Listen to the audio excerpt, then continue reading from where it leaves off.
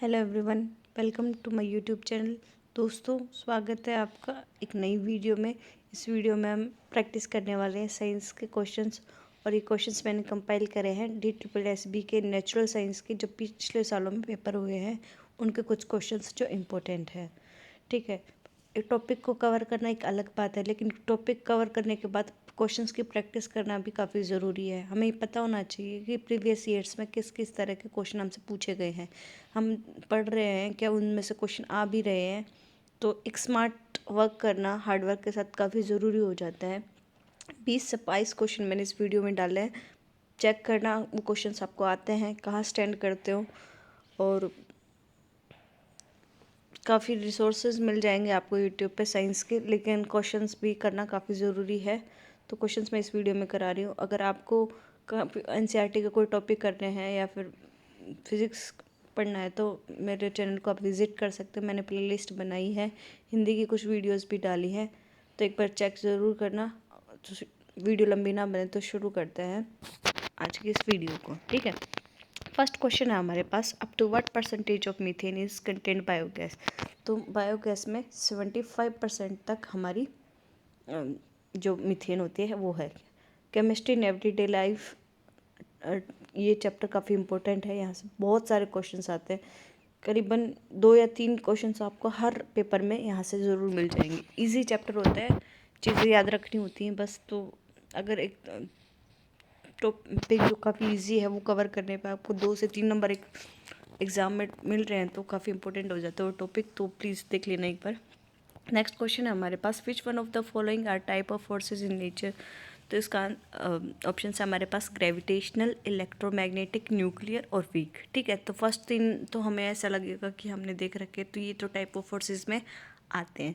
लेकिन जो fourth option है वीक, इसका आंसर की में ये भी सही माना था। तो वीक फोर्स और स्ट्रॉन्ग फोर्सेस भी इसी में कवर होते हैं। तो इसका आंसर हो जाएगा ऑप्शन बी। ठीक है, 10 से 15 मिनट की वीडियो रहेगी, मैं ज़्यादा टाइम नहीं लगा रही हूँ। जो इंपॉर्टेंट बातें होंगी बताने की वो मैं अभी चीज़ में बता रही हूँ।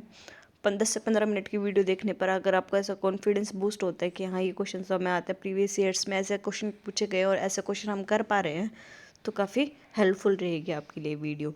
नेक्स्ट क्वेश्चन है हमारे पास, ए बॉल इज थ्रोन अप। ठीक है, स्पीड क्या है हमारे पास बॉल की, दिस 2 मीटर पर सेकेंड, और जी दे रखा है। ठीक है, हाइट निकाल लिया है। तो जो 3 इक्वेशंस है ना मोशंस की, उनमें से एक क्वेश्चन पूछा गया। तीनों इक्वेशंस काफ़ी इंपॉर्टेंट हो जाती हैं, पक्का क्वेश्चन आता है घुमा फिरा के, कुछ नहीं कर रखा। 4 चीज़ें हैं ना इक्वेशन में, तो 3 दे रखे होंगे, चौथी पूछेंगे आपसे, सिर्फ रीअरेंज करके क्वेश्चन का आंसर करना है। तो यहाँ पे देखो हाइट की बात हो रही है ना, तो एक चीज़ को यहाँ से हम ऊपर उछाल रहे हैं, तो यहाँ हाइट पे जाने के बाद उसकी जो फाइनल वेलोसिटी है क्या है, 0 हो जाती है। यू भी है हमारे पास, वी है, एसिलेरेशन क्या होता है, ये जो ग्रेविटेशन का दे रखा है हमारा जी, वो है। तो हमें हाइट निकालनी है। तो अब सबसे पहले रिकॉल करना है कौन सी इक्वेशन यहाँ पे लग सकती है।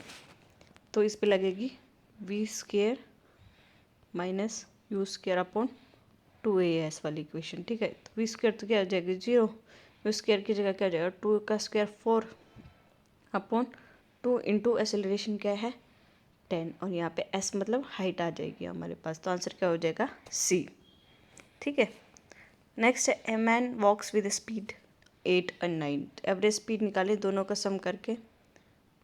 मोस्ट ऑफ द टाइम पहले देख लेना हमारे आंसर क्या है, काफ़ी दूर दूर है, तो इससे आंसर आ जाएगा, डिवाइड कर देना, ए ऑप्शन आ जाएगा।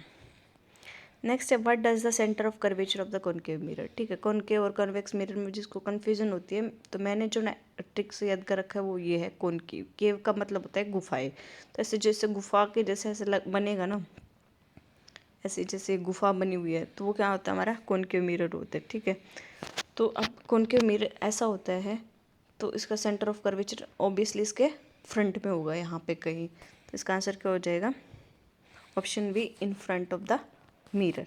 ठीक है, नेक्स्ट क्वेश्चन है हमारे पास, in ideal spring the spring force is this. ठीक है, ये सीधा फॉर्मूला है, स्प्रिंग का फॉर्मूला पूछ रखा है इसमें हमें। इसका स्प्रिंग का फॉर्मूला होता है माइनस के एक्स, जो के है ये स्प्रिंग कांस्टेंट होता है। और माइनस क्यों लिखा है, क्योंकि जिस तरफ हम फोर्स अप्लाई करते हैं उसके अपोजिट डायरेक्शन में हमारी मूवमेंट होती है, स्प्रिंग को खींचते हैं तब। Which of the following question is also special case of work energy theorem. ठीक है, ये क्या है, इक्वेशन ऑफ मोशन में आती है हमारी, यही क्या है, स्पेशल केस है वर्क एनर्जी थ्योरम का, याद करने का क्वेश्चन है। ठीक है, लिखा भी हुआ है, where a is acceleration v is the initial and final, तो ऑब्वियसली हमें समझ आता है यही इक्वेशन बनती है, तो यही इसका आंसर हो जाएगा। पता है कई बार क्या होता है, सामने हमारी चीज़ लगती है ईजी से क्वेश्चन पूछे होते हैं, लेकिन फिर भी हमारा कई बार दिमाग हो जाता है नहीं यार ये थोड़ी ना होगा, कुछ स्पेशल केस पूछ रखा है तो शायद इसका दूसरा आंसर होगा, और हम इंस्टिंक्ट के बेस पे हमारा आंसर लगा देते हैं और आंसर कई बार गलत हो जाता है, तो इतना ज़्यादा सोचने की ज़रूरत है नहीं। पता है एग्जैक्ट नहीं, अगर फिर भी तुक्का मारना चाह रहे हो तो जो नॉर्मल चीज़ है ना वही पूछेगा, कुछ स्पेशल केस वाला नहीं पूछने वाला आपसे, तो ए लिख देना है यहाँ पे। A typical cell develops a voltage, तो इसका आंसर हो जाएगा 0.7, ये भी याद करने वाला है। नेक्स्ट क्वेश्चन है what is the absolute refractive index of kerosene. ठीक है, इसका आंसर हो जाएगा ऑप्शन डी 1.44, वाटर का मैं बता देती हूँ 1.33। ठीक है, कुछ जो टेबल्स दे रखे हैं एनसीईआरटी में प्रॉपर्टीज़ की या फिर डिफ्रेंशिएशंस वगैरह की, जो हमें कई टेबल दे रखे हैं, पर उनको प्लीज़ पढ़ लेना, टेबल काफ़ी इंपॉर्टेंट हो जाती है, टेबल में क्वेश्चन उठ के आते हैं। नेक्स्ट है which one of the following is not associated with the good source of energy. ठीक है, तो क्या है, easy to store and transport, ठीक है हम स्टोर और ट्रांसपोर्ट कर सकते हैं। B it gives minimum amount of work, नहीं गुड सोर्स थोड़ी ना होगा अगर मिनिमम अमाउंट ऑफ वर्क देगा, नेगेटिव सेंस आ रही है इसमें। मॉडरेट प्राइस रेट कह सकते हैं, सिंपली एसेसिबल, तो इसका आंसर हो जाएगा option B. Next projectile motion is an example of motion in a plane with acceleration, तो इसका आंसर हो जाएगा ए कॉन्स्टेंट। ठीक है, ये प्रोजेक्टाइल मोशन की प्रॉपर्टीज़ होती है कि एक्सेलरेशन कॉन्स्टेंट होता है, याद रखने की चीज़ें होती हैं। क्वेश्चन है डैश इज और आर कॉल्ड फ्लूइड्स। ठीक है, तो देखो क्वेश्चन काफ़ी अच्छा है, लोगों को लगेगा कि इतना आसान क्वेश्चन क्यों पूछ रखा है, लेकिन हमें कई लोगों को लगता है सिर्फ लिक्विड ही एक फ्लूइड में कंसिडर हम कर सकते हैं, लेकिन गैसेस भी क्या होती हैं, फ्लूइड्स होती है, जो फ्लो कर सकते हैं फ्लूइड होता है, तो गैसेस तो काफ़ी अच्छे से फ्लो कर सकते हैं क्योंकि उनके बीच में तो काफ़ी डिस्टेंस होता है, तो दोनों का आंसर क्या हो जाएगा, both 1 and 2। What is the type of the following reaction, obviously redox reaction है, क्योंकि कॉपर यहाँ गया है +2 से 0 में जा रहा है, और यहाँ पे हाइड्रोजन 0 से प्लस में जा रहा है, तो रिडॉक्स रिएक्शन हो जाएगी। रिडॉक्स रिएक्शन में होता है दोनों का ऑक्सीडेशन रिडक्शन होता है। A man picks up a bag of weight 15 kg। ठीक है, दो फॉर्मूले हैं, एक तो है पोटेंशियल एनर्जी का mgh, और दूसरा है काइनेटिक एनर्जी का ½ mv²। ठीक है, दोनों याद कर लेना। वर्क डन पूछ रखा है, ये वर्क डन ही है, एनर्जी और फोर्स हमारा वर्क डन में ही आता है, तो यहाँ पे लगेगा mgh, मास दे रखा है 1, हाइट दे रखी है, और g का होता है 10, तीनों की मल्टीप्लाई करेंगे तो आंसर आ जाएगा डी, सिर्फ मल्टीप्लाई करना देख लेना, 225 आ जाएगा। ठीक है, नेक्स्ट क्वेश्चन है which one of the following is the example of amphoteric oxide. बहुत सारे डिफरेंट एग्जाम्स में पूछा गया है, आंसर है जिंक ऑक्साइड। एम्फोटेरिक ऑक्साइड्स के प्लीज़ याद कर लेना, एल्यूमिनियम ऑक्साइड वगैरह जो हैं ये सारे क्या है हमारे एम्फोटेरिक ऑक्साइड्स हैं, ना ज़्यादा बेसिक है ना ज़्यादा एसिडिक है, बीच का इनका पीएच रहता है। Which one of the following is the best conductor of heat, तो बेस्ट कंडक्टर ऑफ हीट हमारे कॉपर है, आयरन से कंफ्यूज मत होना। नेक्स्ट है which one of the following general formula of alkenes, alkenes का जनरल फार्मूला है option B CnH2n। पूछे अगर एल्केन्स का तो ये Cn+2, एल्काइंस का -2 हो जाएगा +2 की जगह। ठीक है, तो एल्कीन हमारा बीच में आता है CnH2n। What number of element existed in natures why June by Newlands, तो ऑक्टेव रूल दिया था। ठीक है, तो कुछ बस मुझे न्यूलैंड्स ऑक्टेव याद है, तो इसलिए मैंने 8 की मल्टीप्लाई करना स्टार्ट किया, 8, 16, 24, तो उसमें क्या है 56 आ रहा था, तो आंसर हो जाएगा बी। ज़रूरी नहीं है हर क्वेश्चन आपको याद हो, हर चीज़ आपको याद हो, लेकिन उस टॉपिक से थोड़ा सा रिलेट है, ऑप्शंस को देखना, फिर पक्का आप क्वेश्चन को क्रैक कर लोगे, तो इसका आंसर हो जाएगा 56। नेक्स्ट क्वेश्चन है हमारे पास in vinegar what is the percentage of acetic acid dissolve in water, तो इसका आंसर हो जाएगा 8 to 10%।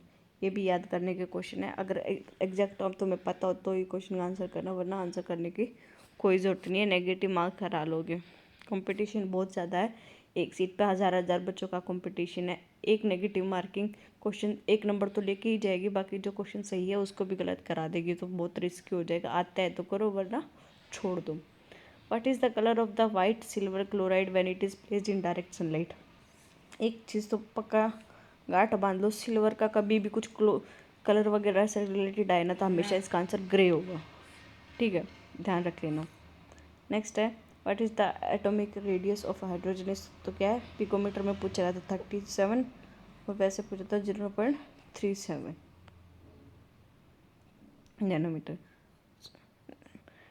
Which statement is true for solenoid? तो डी स्टेटमेंट बिल्कुल सही है। Strong magnetic field is produce inside the solenoid, ठीक है। मैग्नेटिक फील्ड सोलेनॉइड को क्या है, मैग्नेटिक फील्ड से ही रिलेट करते हैं हम।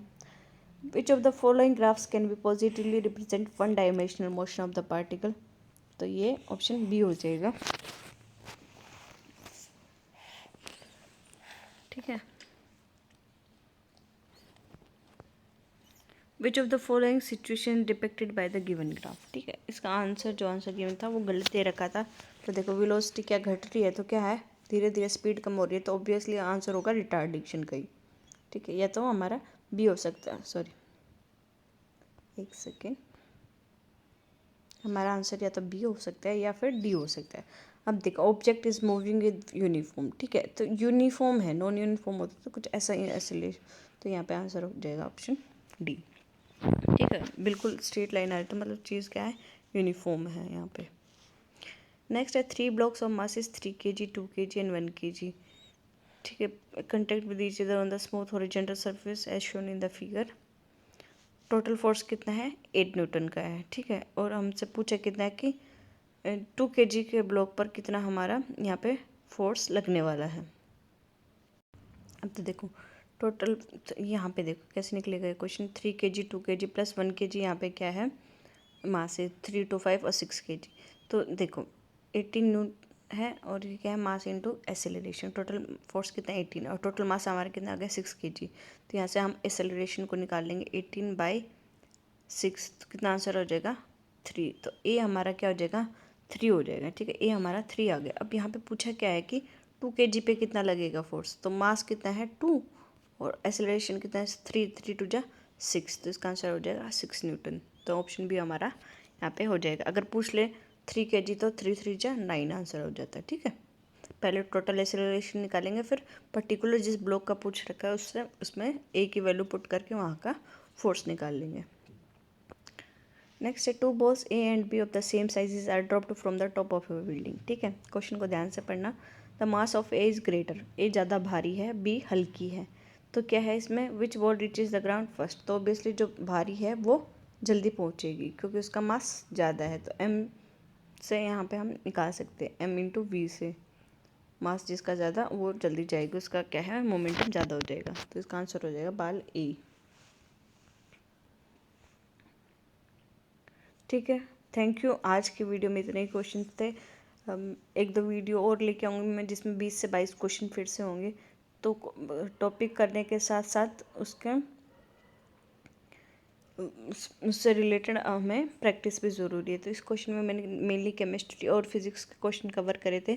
नेक्स्ट वीडियो में मैं कोशिश करूँगी बायो के क्वेश्चन लेके आने की, क्योंकि जो फिजिक्स और केमिस्ट्री के बैकग्राउंड के बच्चे हैं वो फिजिक्स और केमिस्ट्री फिर भी कर लेते हैं, ठीक है, लेकिन जो बायो होती है वो फिजिक्स और केमिस्ट्री वाले बच्चों की वीक होती है। तो मैं कोशिश करूँगी कि अब नेक्स्ट वीडियो से बायो के क्वेश्चन उसमें डालूँगी। अगर वीडियो पसंद आई तो प्लीज़ लाइक कर देना, चैनल को सब्सक्राइब कर देना, वीडियो को शेयर कर देना। Thank you so much.